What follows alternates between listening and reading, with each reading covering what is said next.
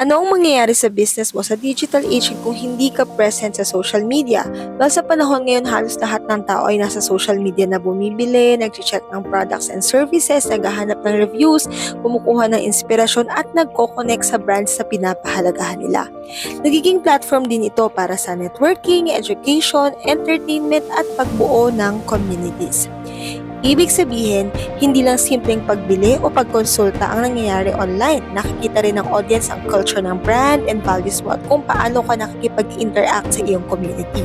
And if your business or ikaw mismo ay hindi available sa mga platforms sa ito, parang may invisible barrier sa pagitan mo at ng potential customers mo. Nawawala sa isip nila ang brand mo, hindi ka napapansin sa dami ng options at maraming opportunities ang pwedeng ma-miss. Ibig sabihin nito, those people na pwede sanang maging loyal customers mo ay hindi ka makikita. Habang lumalaki ang iyong competitor sa online presence, ikaw ay ando sa likod, wala sa isip ng karamihan. Even worse, walang nakakakilala sa iyo, sa product mo, sa service mo, and even sa business mo. So this will result to slower growth. Kung wala kang visibility, mas mabagal ang pag-expand ng reach ng business mo. Mas konti ang inquiries, leads, and sales na darating sa iyo. Weak brand presence. Ang social media ay isa sa pinakamabilis na paraan para makilala at ma-establish ang brand mo. Kapag wala ka nun, mas mahirap makuha ang trust and loyalty ng audience. It can also lead to difficulties in engaging audience. Sa digital age ngayon, ang audience mo ay naghahanap ng brands na approachable and active. Kung hindi ka online, wala kang pagkakataon na makipag-interact at mag-build ng meaningful relationships. Hello, that would be a lost sale and opportunity for you. But it doesn't mean naman na kailangan mong ma-overwhelm. Sa dami pa naman ng platforms, diba?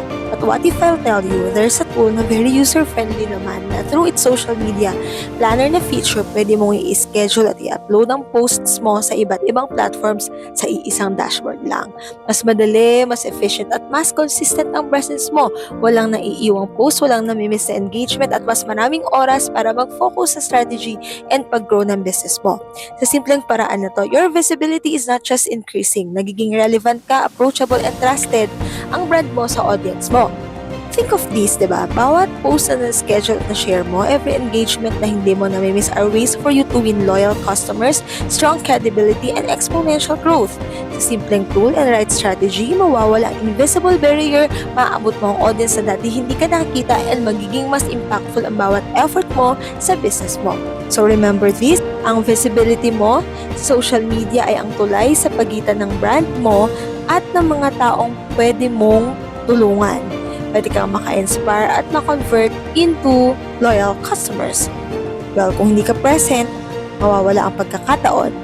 But if you're present, let me tell you this, it opens world of endless possibilities. Hey, this is Reg from the Premium Funnel. Well, showing up online can feel hard, but we're here to help you be consistent, confident, and present. So your ideas, your passion, and your vision are seen by the right people. Let's make it happen together. Click the link below. See ya!